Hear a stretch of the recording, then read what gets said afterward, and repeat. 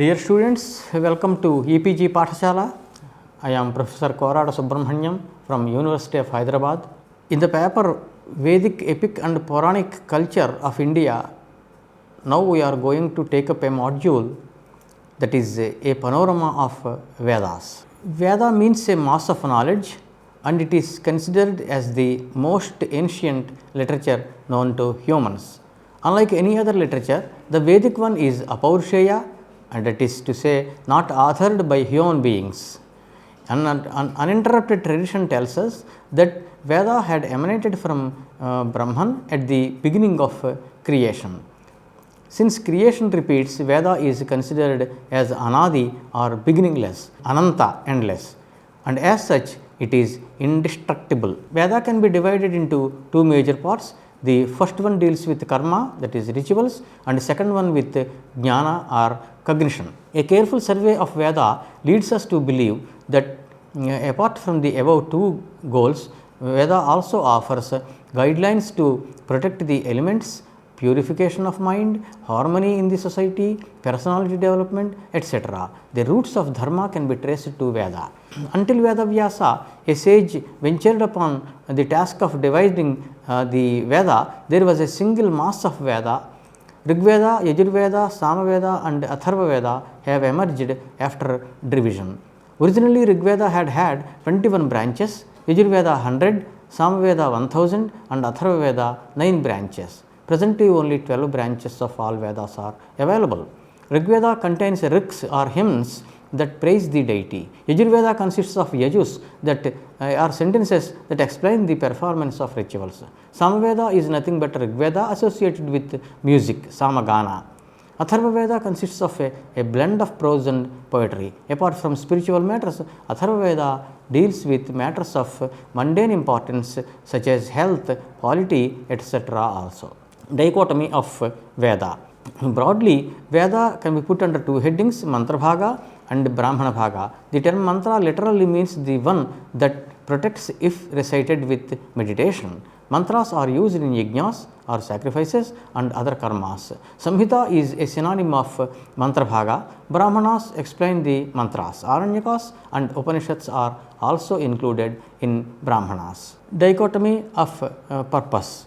The Veda is the Vedic literature, just if you take in toto, will be useful in achieving two things, because one is the sarga that can be attained through the performance of yajnas etc. that are described and prescribed in Veda, whereas the other thing is jnanam that would lead to moksha.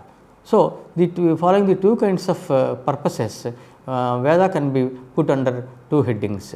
So, according to Mundakopanishad, Atharvaveda, the earlier parts of Veda and Vedangas are called Aparavidya, whereas the Upanishads are called Paravidya. Cultural background. Actually, the Vedas are the strongest literature upon which the Indian culture is based.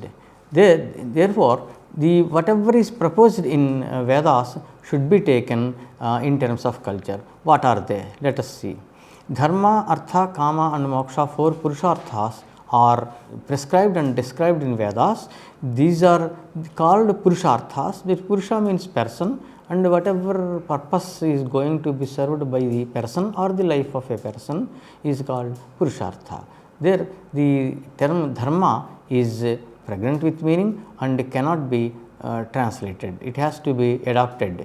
Dharma is dharma only. Some people use the term religion as a translation to dharma, but religion in back translation gives us matam liked by one person or a group of people, but not all. Whereas dharma is universal, that is universal means that is applicable to all the mankind irrespective of caste, religion or anything else. So, for example, Satyam Vada, speak the truth, Ahimsa Paramo Dharma, non-violence is the best dharma, etc. are examples. And then dharma as the base we have to see. See, what happens is you have said dharma, artha, kama and moksha, four purusharthas. But for all the other Purusharthas, Dharma is supposed to be the base. That means without Dharma, the rest of the three Purusharthas will become baseless. That means no purpose will be served. So, Vedic tradition clearly stands on Dharma, that is, one can attain moksha following the Dharma, and Dharma leads to Swarga and moksha, whereas Adharma would lead to Naraka or hell. Then the theory of karma. This is the very fundamental phenomenon of Indian culture. This is called karma siddhanta or theory of karma.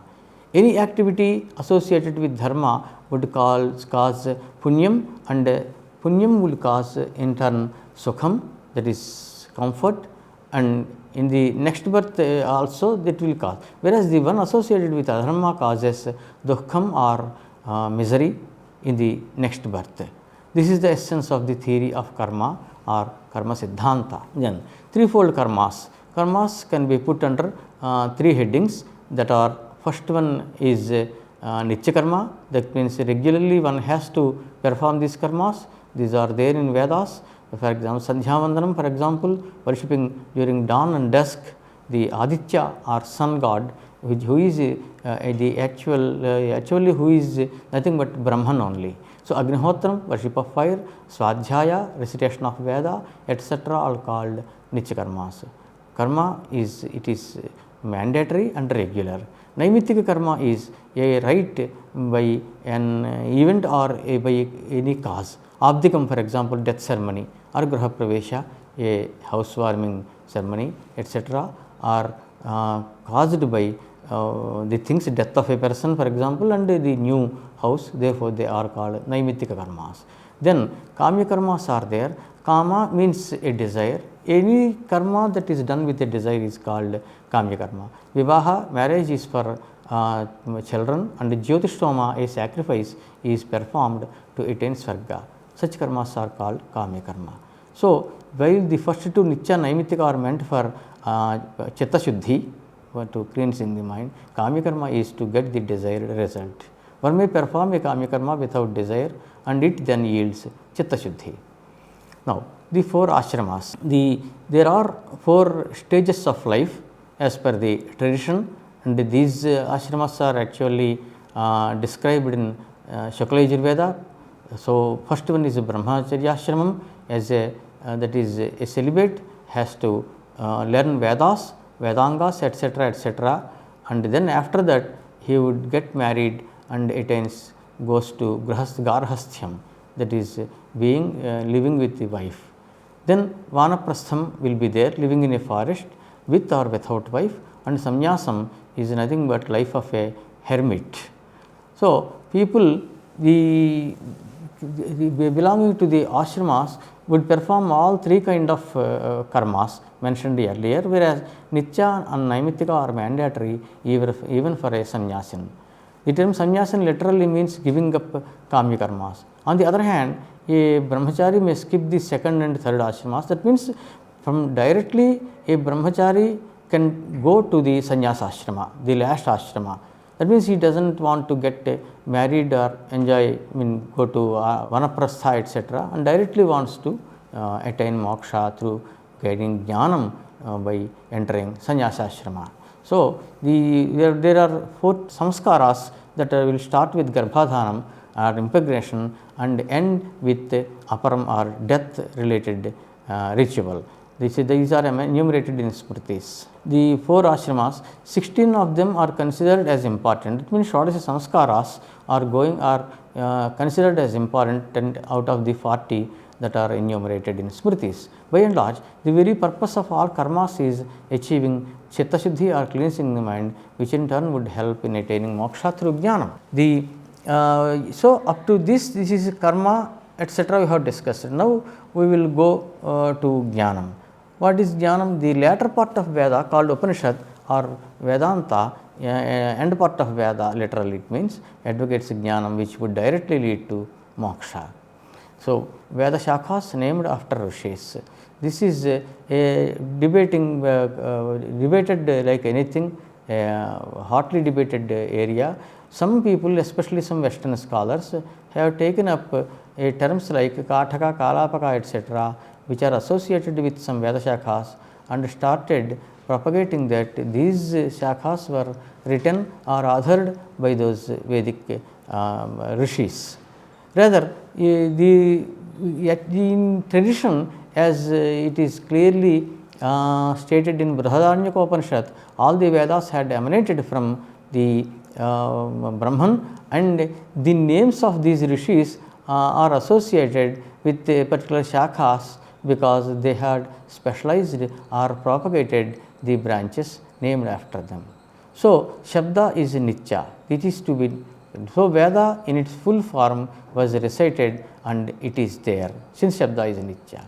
Veda Shakhas named after rishis, after some time only some branches were being learnt, rest were not known.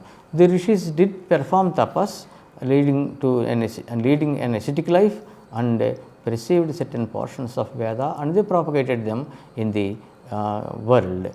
So, these people, these rishis are called mantradrashtaraha because or mantra krutaha, that means who propagated these mantras. Therefore, in Mimamsa and Vyakarana, etc., it is decided that Veda is apaurusheya, and that means not authored by human beings, and the names are that of specialists or propagators. So, Vedangas. Anga means limb, Vedanga means the limb of Veda.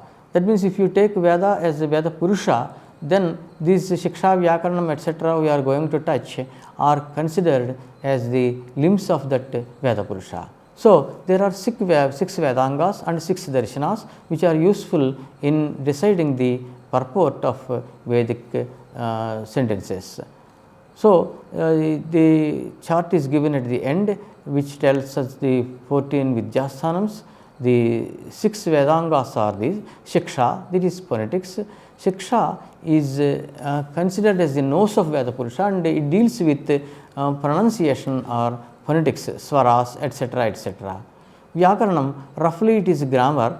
So, it is considered as the Mukham Vyakaranam Smratam, that means Veda Purusha's mouth is Vyakaranam. It deals with Shabda, that means if a Shabda, perfect Shabda is employed, one would get Punyam, Dharma and Punyam, whereas any usage of apashabdas in the sense not acceptable to Vyakarana would certainly lead to adharma and naraka. Next comes Niruktam.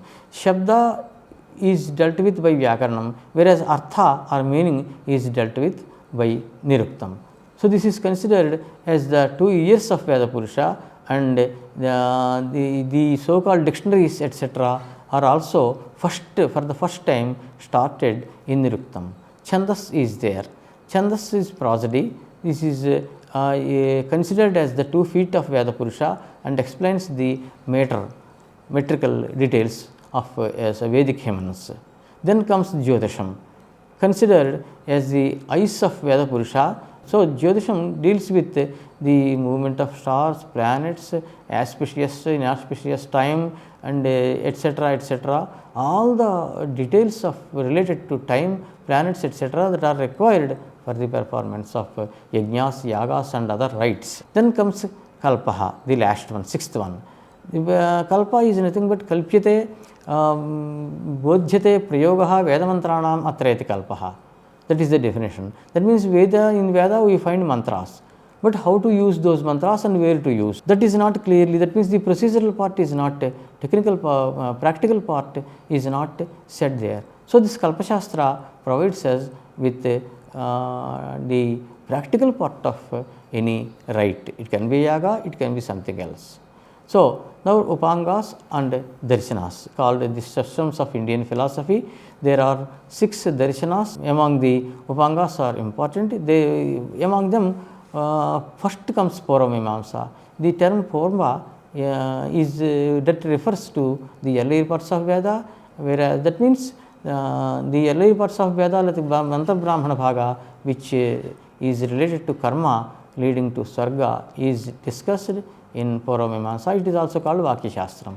Uttara Mimamsa or Vedanta, it deals with the later parts of Veda. Uttara means later. Later means later parts of Veda called Upanishads.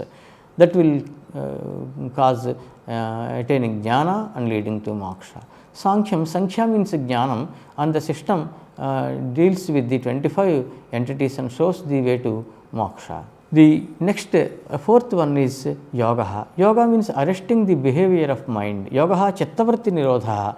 That is the first sutram of Yoga Anushasana. Ashtanga yoga is yoga with 8 limbs, is famous. Yamana Yamasana, Pranayama, Pratyahara, Dharana, Dhyana, Samadhaya are the 8 angas of yoga. So then comes Nyaya. Nyaya is deals with logic. The nomenon of things can be known through pramanas. The means of knowledge are there, such as Pratyaksham, Anumanam, Upamanam, Shabda, and etc. So mainly 4 pramanas are accepted in Nyaya Darshanam, whereas in the 6th one, Vaisheshikam, also which also deals with logic, 7 entities, and educates the theory of atom. There are similarities between Nyaya and Vaisheshika, so they are clubbed. Then, in order to attain moksha, 3 paths are recommended. One is the bhakti, the other is karma, and the third one is jnana. But one has to keep in mind that only through jnanam one can attain moksha. Bhakti would help in chitta shuddhi, and consequently would also help in attaining jnanam. Similarly, karma is also for chitta shuddhi, and also this will be useful in attaining moksha through generating jnanam. So, bhakti and karma, devotion and rituals. The third one is called jnanam. So, jnanam is nothing but cognition or spiritual knowledge. Not all kinds of cognition can be called jnanam. Here the context is very important. So, it is the earlier paths like bhakti and karma are for people who are not too intelligent, but the jnana, the mark of the path of jnanam is for people who are intelligent, who are blessed with a lot of intellect. So, learning Upanishadic texts, meditation and concentration on the meaning such texts would help one in attaining jnanam, which in turn would lead to burn the accumulated karma, that is sanchita karma, and pave the way to moksha. So, bhakti and karma slowly cause chitta shuddhi, we have already discussed. Then, a jnani can get his sanchita karma, the karma accrued through earlier incarnations, burnt, but has to undergo the prarabdha karma. The karma has already started in this life. Here the term karma is actually sanchita or prarabdha means the result of karma. It can be good or bad, caused by punyam or papam. So, what is Veda? People go on using the term Veda, Veda, Veda, but what is Veda? How is it useful? I mean, what does it mean actually to the mankind? So, Veda is a device that provides non-mundane solutions for getting the desired things and averting the undesired ones. So, that is the definition of Veda. Now, Yaga and Yajna. These two terms are used frequently in Vedic literature. At one stage, Yaga and Yajna are synonyms. There is no difference whatsoever in the meaning as far as the meaning is concerned. But there will be some difference in the meaning in the context. Let us take the terms are synonyms. If you ask for Vyakarana, there is one root, verbal root, yaj. From yaj, this yaga and yajna, both the words have formed. Then there are a number of yagas described in Veda, Darshi Purnamasa, Jyotishtoma, Ashwamedha, etc., etc. One desirous of Sarga should perform the yaga, Darshi Purnamasa Abhyam, Sarga Kamaha Yajayata. That is the sentence.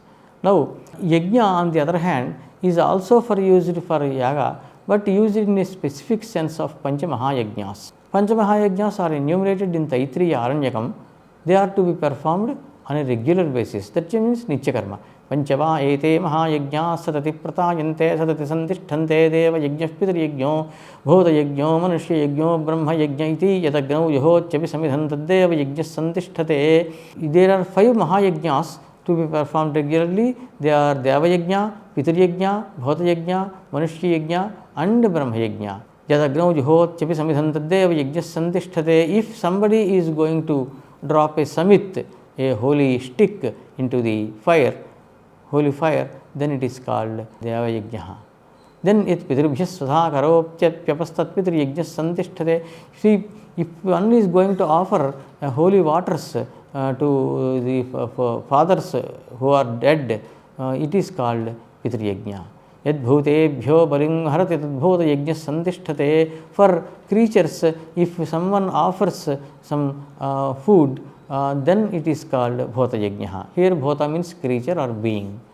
Yad brahmanebhyo nandadati tadmanusya yajna santisthate. If one offers food to the Brahmanas, then it is called Manushya Yajna. Yatsvaat jhayamadhi yedayagame priyanya jussamavad adbrahma yajna santisthate. If one is going to recite either a single rik from Rigveda or Yajus from Yajurveda or a single Sama from Samveda, that is called Brahma Yajna. So all these 5 yajnas are called Panchamaha Yajnas, and one has to perform them on a regular basis. Then these Deva Yajna and Pitru Yajna, these are already explained. So at least one samit, a small stick to sacrifice specific trees to be offered to Agni. And Pitru Yajna is nothing but offering waters, etc., holy waters, etc., to the forefathers.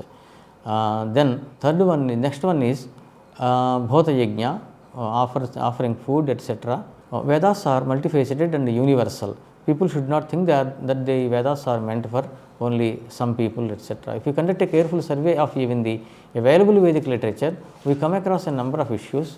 There is creation, not only karma and jnana, but also creation, non-pollution of the 5 elements, non-polluted mind, personality development, social unity, treatment of elders, conjugal relationship, polity, economic prosperity, etc., which are not directly confined to spiritual life but are essential in maintaining universal peace, health, hygiene, prosperity and unity. So now here are some suktas. There are some popular suktas are there in Rigveda and other Vedas. So for example, Nasadiya Suktam from Rigveda is there. Na asat, nasad asit, asat na asit. It was not asat. At first means the perishable mundane world. Na asit. That is called Nasadiya. So nasada, nasat, nasadiya sukta. So it is called Nasadiya. There are 2 things, Sat and Asat. Literally, Sat means the one that exists and Asat means that does not. So here what happens, both these words frequently occur in Vedas, Darshanas, and in other words, the term Sat is used to denote Brahman. Satyatyatya bhavatu, etc. There are sentences which simply clearly tell us that Sat means Brahman only.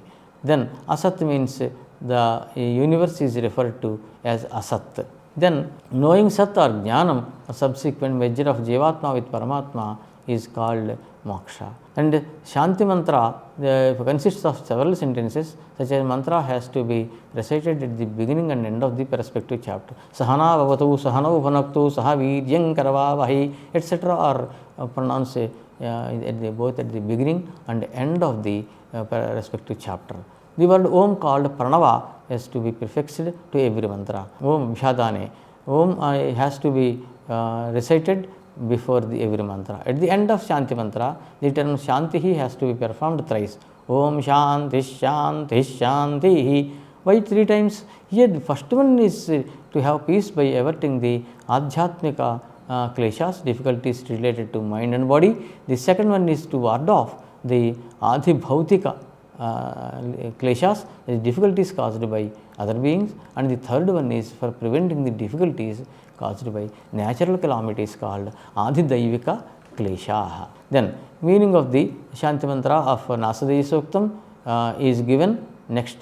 Then there was no death. The translation is of Nasadiya Suktam is being given. And then Purusha Suktam. Purusha Suktam, here Purusha means Brahman only. Purusha Suktam is available in all the Vedas, and the Suktam which is related to Purusha can be traced to a Vedas. The Purusha also, Virat Purusha called, has got innumerable hands, eyes and feet. That means he is spread, he pervaded everything in the universe, and everywhere he is available. And the meanings, yes, Rig Veda, the Yajnavalkya Maitreyi Samvada, the discussion between Yajnavalkya and Maitreyi is very famous.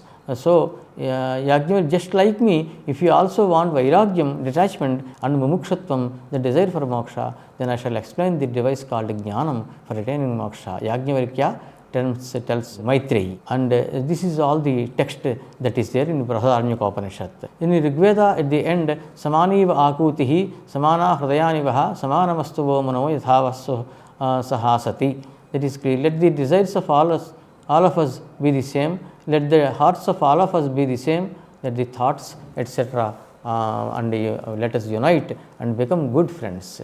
So, that like this, if you learn this lesson module, then you will be in a position to understand the actual structure of Veda, the purpose of Veda, different things that are discussed in Veda, and what is the what are the social and cultural points that are very important to understand and follow taking up the Vedic culture, or all these things are explained. And thank you very much. For more details, please visit the website of EPG Pathashala, and thank you very much.